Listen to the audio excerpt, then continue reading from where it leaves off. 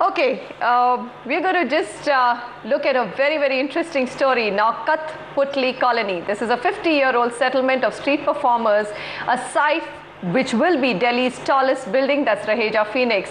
This slum colony is also the pilot project of DDA's ambitious plans to rehabilitate slum dwellers in high-rises close to their original homes. In exchange for building these, the private developer gets that slum property for commercial use. After several failed attempts in the past, will this model finally see success? And over 2 years after the launch, how is the pilot project faring? Vasudha Sharma does a ground check.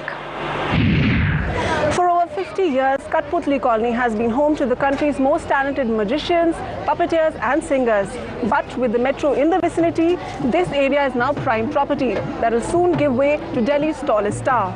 In exchange, this community of performers will be housed in multi-story flats to be built next door.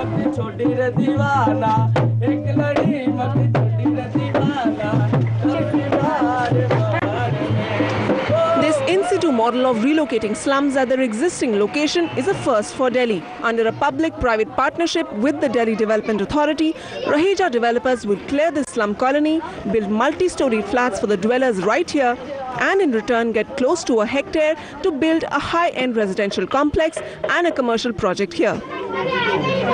The arrangement seems like a win-win on paper, yet on ground, implementing the in-situ model is fraught with challenges. The major problem which we faced during this period was, land parcel where we could create a transit camp and where we could shift these people. Now that has come with a lot of hurdles and objections from the rich community. So there is a social divide. Very, very simple clearances where we think it could be done in a period of 15 days. We have been running from pillar to post for over 2 years now in this project.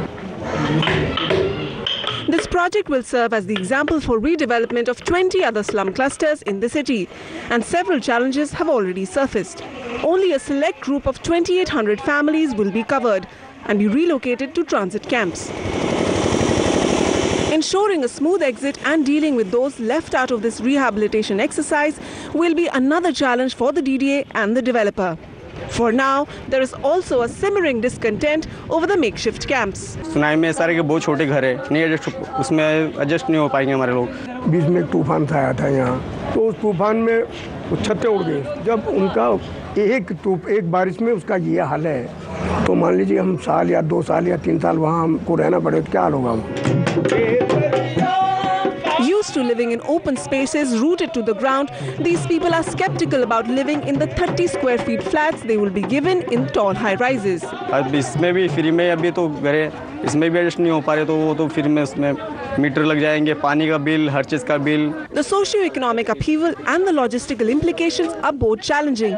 To replicate the in-situ model for slum rehabilitation needs strong-willed developers. If you start thinking about profit, I think nobody can execute these kind of projects. Instead of creating a transit camp, if we are allowed to actually create mass housing in one go, the entire problem can be sorted out. So the question is, will there be any takers beyond this project? For now, all eyes are on Delhi's last magician's colony as it journeys its way from a shanty town to a skyscraper complex, with the ultra-rich and the poor living as next-door neighbors. Vasudha Sharma, NDTV. All of us do want an India which is slum-free. It's going to take a really long time, but yes, any beginning is a very good beginning. If you've got a question, call us at the number